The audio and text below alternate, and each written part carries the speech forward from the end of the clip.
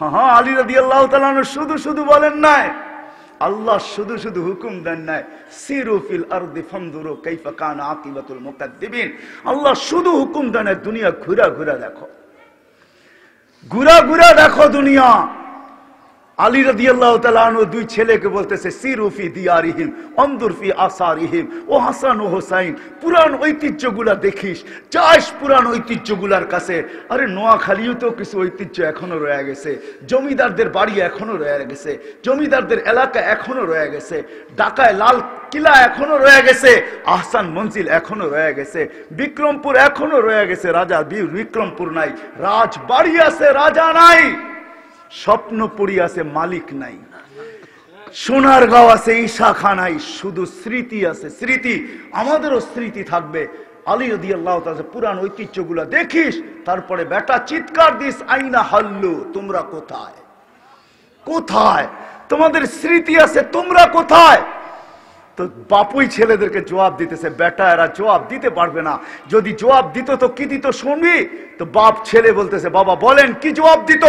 তো বলে চিৎকার দিয়ে জবাব দিত, ইন্তাকালনা মিন দারিল গুরুর, দুকার ঘরের থেকে বাহির হয়ে গেছে, ইলা দারিল গুরাবা, অপরিচিত জগতে যেটার খবর দেওয়াও যায় না, নেওয়াও যায় না।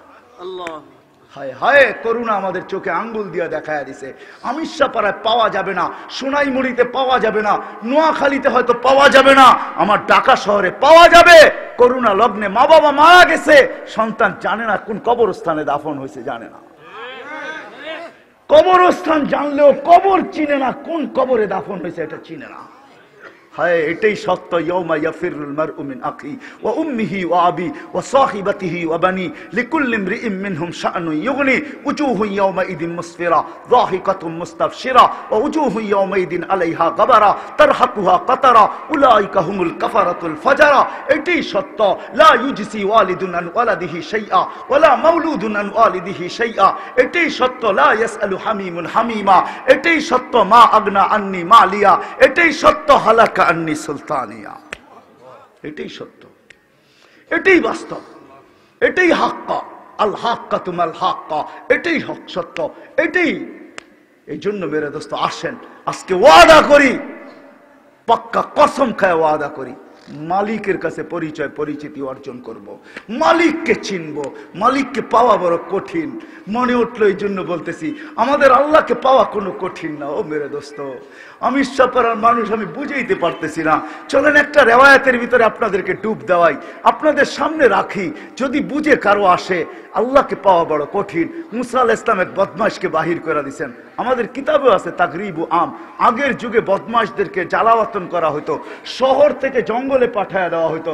মুসা আলাইহিস সালাম এক বদমাশকে জঙ্গলে পাঠায় দিছে। মুসা কালিমুল্লাহ আলাইহিস সালাম, উনি আল্লাহর হুকুমে পাঠায় দিয়েছেন জঙ্গলে। কয়েকদিন পরে ওহী আসছে, মুসা আমার ওলি মারা গেছে, কি করতে হবে? জানাজা পড়াইতে হবে। বলছে কি করে একা জানাজা পড়াবো? লোক তো লাগবে। বলে বনি আল্লাহ জোশে চলে আসছে, বনি ইসরায়েলের ভিতরে এলান করো। তো বলছে আল্লাহ, বনি ইসরায়েল নগদ ছাড়া যাবে না, বাকির উপরে যাবে না। কি দিবেন আগে বলেন? বড় টেরা জাতি তো, ঠিক না? রক টেরা জাতি ছিল বনি ইসরায়েল। তো ঘোষণা, আল্লাহ বলে ঘোষণা দাও যে বন্ধুর জানাজায় শরীক হবে, গুনাহ মাফ। দিয়া দিয়েছেন ঘোষণা। এই সুযোগ ছাড়ে কে? চলছে যে জঙ্গলে দেখে ওই বদমাশ মুরাপুরা রয়েছে। বনি ইসরায়েল মুসা আলাইহিস সালাম দোষে, মুসা জীবনে বহুতবার খেলছো আমাদেরকে নিয়ে, এটার কি শেষ খেলা? বহুত খেলছো, 40 বছর ময়দানে ঘুরাইছো তীরের ভিতরে, এটা কি শেষ খেলা? বদমাশ আবার অলি হইলো কিভাবে? তো মুসা আলাইহিস সালাম কই দেখবে? উপরের দিকে দেখতেছে, চোখে পানি চলে আসছে। বনি ইসরায়েল, হায় হায় কঠোর জাতি, চোখে পানি চলে আসছে। জিবরিল দৌড়ে চলে আসছে, আল্লাহ ওহী পাঠাইছে। মুসা ওলি তো ছিল না। ফালাম্মা কারুবাল মাউত, মউত যখন কাছে চলে আসছে, মৃত্যু লগ্ন যখন চলে আসছে, রা কারিবাম ওয়া বাঈদা, কাছে দেখছে দূরে দেখছে, ইয়ামিনা ওয়া শিমালা, ডাইনে দেখছে, বামে দেখছে, আমামা ওয়া আরাআ, সামনে দেখছে, পিছে দেখছে। ফালাম ইয়াজিদ আহাদ, মুসা কাউকে পায় না মনের একটা কথা বলার জন্য। ফালাম্মা রাল উফুক, যখন উপরের দিকে তাকায় একটা চিৎকার দিছে, ইয়া মান লা তাদুররুহু যুনুব, ও আল্লাহ, গুনাহ যার ক্ষতি সাধিত হয় না, ওয়ালা তানকুসুহুল মাগফিরা, মাফ করলে যার ভান্ডারে কমে না, আরা আমুতু ফরিদাম ওয়াহিদা, দেখ জঙ্গলে একা একা পড়ে মরতেছি, ওয়া আনতা কুলতা আনতাল গফুরুর রহিম, আর আপনি বলতেছেন আপনি গফুরুর রহিম। আল্লাহ জিজ্ঞাসা করছে, মুসা ইসআল বনি ইসরাঈল মাযা উজিব, বনি ইসরাইলকে জিজ্ঞাসা কর আমি কি জবাব দিব, কি জবাব দিব। বনি ইসরাইল চিৎকার দিয়ে উঠছে, সাদাকতা ইয়া রাব্বি, সাদাকতা ইয়া রাব্বানা, রব তুই সত্য বলছস, সত্য বলছস, ওলি বানায় দিছস। আমাদের মালিককে রাজি করা এত সহজ। চলেন আরেক হাদিস মনে উঠলো, শোনায় দেই আপনাদেরকে এই উম্মতের জন্য। এই হাদিস আল্লাহর রাসূল বয়ান করছেন হাদিসে কুদসি। এই উম্মত গুনাহ করুক না তাতে কিছু আসে যায় না। করতে করতে করতে করতে কোন এক পর্বে যদি অনুশোচনা আসে, লজ্জিত হয়, মাথা ধরা যদি শুধু একটা চিৎকার দেয়, বাবার কি হাদিসের শব্দ, ইবনে আদম ফালাম্মা তায়াক্কানতা বিল বাওয়ার ওয়া জানানতা আন্নাকা মিন আহলিন নার, যদি চিৎকার দেয় আমি শেষ হয়ে গেলাম, আমি বুঝি জাহান্নামী, তো আল্লাহ জবাব দেয়, মানাহতু ইলাইকা রিদওয়ানি ওয়াল্লাইতু ইলাইকা গফরানি কুলতু লাকা লা তাহজান গফারতু লাকা যুনুবা ওয়াল আওসার ওয়া লিআজলিকা সাম্মাইতু নাফসি আল আজিজুল গফফার। আরবি বোঝেন না, বুঝলে মনে হয় চিৎকার বাহির হয়ে যেত। আমাদের মালিক কি বলে, এই উম্মতের জন্য কি বলে, মাথা ধরে বসা গেছে, ভিতর থেকে চিৎকার বাহির হয়েছে, হায় আমি বুঝি জাহান্নামী। তো আল্লাহ বলে, মানাহতু ইলাইকা রিদওয়ানি, আমার রেজার চাদর দিয়ে আমি তোকে ডাইকা নেই, ওয়াল্লাইতু ইলাইকা গফরানি, আমার মাগফিরাতের ভিতরে আমি তোকে ডুবায়া দেই, আমি ছুটা চলে আসি তোর পেটে হাত বুলাই আর বলি, লা তাহজান, চিন্তার কোনো কারণ নাই, গফারতু লাকা যুনুবা ওয়াল আওসার, তোর সবকিছু মাফ করে দিলাম, ওয়া লিআজলিকা সাম্মাইতু নাফসি আল আজিজুল গফফার, তোর জন্য তো আমি আমার নাম আজিজুল গফফার রাখলাম। ওই আল্লাহ আমাদের রাজি করা কঠিন না, কিন্তু ওয়াদা করতে হবে, পাক্কা কসম খাইতে হবে, নিজের সাথে প্রতিজ্ঞা করতে হবে। কি চান? যে আল্লাহ চিনুক, আল্লাহর রাসূল চিনুক। কি বলেন? না না, সত্য বলতে চায় না। দুনিয়া চিনলে কিছু আসে যায় না, যদি মালিক না চিনলো, আল্লাহ না চিনলো, আর আল্লাহ যদি চিনলো, হায় হায় হায় হায় হায় হায়। আমাদের মালিক তো কিরকম জানেন? মান কাল্লাম আল্লাহু লাম ইউআযিব, যার সাথে আল্লাহ মুখ লাগাবে তাকে শাস্তি দিবে না। হাদিসে কুদসি, মান কাল্লাম আল্লাহু লাম ইউআযিব, যার সাথে আল্লাহ কথা বলবে কিয়ামতের মাঠে, যারে ইশারা করবে তাকেও শাস্তি দিবেন। আল্লাহ তো শানওয়ালা, কুল্লা ইয়াউমিন হুয়া ফি শান। আমাদের আল্লাহ তো বড় শানওয়ালা আল্লাহ। ওই আল্লাহ চিনুক, হায় হায়, এটাই মকসদ, উদ্দেশ্য এই ছোট্ট জীবনটার। 60-70 বছরের উদ্দেশ্য আল্লাহ চিনুক। কে? আল্লাহ আমাকে চিনুক, আল্লাহর রাসূল আমাকে চিনুক। আল্লাহ চিনলেই হবে, রাসূল চিনলেই হবে। কি বলেন? আল্লাহ চিনুক, এটার জন্য তো আমাকেও আল্লাহকে চিনতে হবে না, চিনতে হবে না, রাসূলকে চিনতে হবে, আল্লাহ আল্লাহ রাসূলের গোলাম হইতে হবে, তাইলে আল্লাহ চিনবে, তাইলে আল্লাহ রাসূল চিনবে। সময় নাই আপনাদের কাছে হাদিস, একটু খালি একটা বলি, একটা একটা।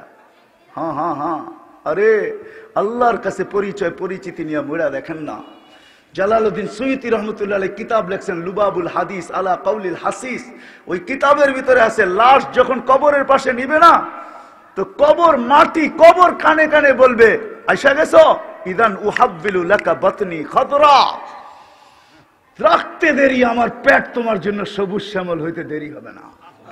রিওয়ায়াত বর্ণনা করছেন, লাশ যখন রাখতে যাবে কবরে, উপর থেকে আওয়াজ আসবে, ফাফরিশু ফিরাশাম মিনাল জান্নাহ কাইলা ইয়াকা জাসাদ আবদি আলা তুরাব, মালাইকাতি ও আমার ফেরেশতারা খবরদার, যদি আমার বান্দা বান্দির শরীর মাটিতে টাচ করলো, তাড়াতাড়ি জান্নাতের বিছনা বিছা। ফাফরিশু ফিরাশাম মিনাল জান্নাহ কাইলা ইয়াকা জাসাদ আবদি আলা তুরাব ওয়া আবদাতি আলা তুরাব, আমার বান্দা বান্দির শরীর যেন মাটিতে টাচ না করে, টাচ। ওই আল্লাহ রাজি করে দেখেন না, সাহাবা রাজি করছিলেন। আল্লাহকে রাজি করছেন, আল্লাহকে পাইছিলেন। হাদিসে কুদসি এটা বলে, উতলুবনি তাজিদনি, ও বান্দা কত কিছুই তো চাইলি, দুনিয়াতে কিছুই পাইলি না। উতলুবনি তাজিদনি, আমাকে তালাশ করে দেখ, পাবি পাবি। ইন ওয়াজাদতানি ওয়াজাদতা কুল্লা শাই, আমাকে পাইলে সব পাবি। ইন ফুত্তানি ফাতাকা কুল্লা শাই, আমাকে হারাইলে সব হারায়া যাবে। হায় হায়, যেই সন্তানের জন্য সব কিছু হারায়া দিছে। ওই সাহাবীর কাহিনী মনে উঠলো, যে যুবক বাপের বিরুদ্ধে আল্লাহ রসুলের কাছে অভিযোগ করছে। তো সে কবিতা মনে মনে পড়তে পড়তে আসতেছে আল্লাহ রসুলের জিয়ারতের জন্য। সালাম যখন দিছে, তা আল্লাহ রসুল জবাব দিয়া বলছে, কবিতা শোনা। তো বলছে, কবিতা তো মনে মনে পড়ছি, ঠোঁটো তো নড়ে নাই, জিব্বও তো হেলে নাই। আপনি জানলেন কোথেকে? কাকেন আব্বানিয়াল আলিমুল খাবির, আল্লাহ জানায়া দিছেন। শুধু জানায় নাই, শুনতে বলছেন। কি কবিতা লম্বা, আমি কবিতা শুনাইতে পারবো না, দুই একটা তর্জমা শুনাই। যুবক বৃদ্ধ বাড়ির থেকে ভাবতে ভাবতে যাইতেছিল, একা ছিলাম, বড় স্বপ্ন ছিল বিয়ে হবে, হয়ে গেছে বিয়ে। এখন স্বপ্ন আর আমার একার হয় নাই, দুইজনের হয়ে গেছে স্বপ্ন। দুইজনে মিলেই ভাবতাম আর আল্লাহর কাছে দোয়া করতাম, কুল কবে আল্লাহ ভরা দিবে। কুল ভরা বোঝেন? যেদিন তুই আসলি দুনিয়াতে, দুইজনেই দুইজনের বাচ্চা ছেড়া দিলাম। কি সন্তানের পরে কি মা বাবা নিজের জন্য বাঁচে? কি নিজের জন্য বাঁচে? না না না না, ভুল বুঝছেন। সন্তানের জন্য বাঁচি। আমরা কেন বেঁচে আছি? সন্তানের জন্য বেঁচে আছি, সন্তানের ভবিষ্যতের জন্য। আপনি আমাকে কি বুঝাবেন? নোয়াখালী প্রবাস শাসিত দেশ, এইখানে আমার ওয়াজের দরকার নাই। পেন ড্রাইভের মতো যদি খোলা যেত, এটা পেন ড্রাইভের মতো শুধু স্ক্রিনে লাগায় দিতাম, হাজারো কান্না, হাজারো হাসি এখানে লুকানো আছে। আমরা প্রবাসে চিনি, মানুষের কান্না আমাদের এখানে লুকানো আছে। প্রবাস বড় শান্তির জিনিস না, বড় কষ্টের জিনিস যে প্রবাসে ছিল।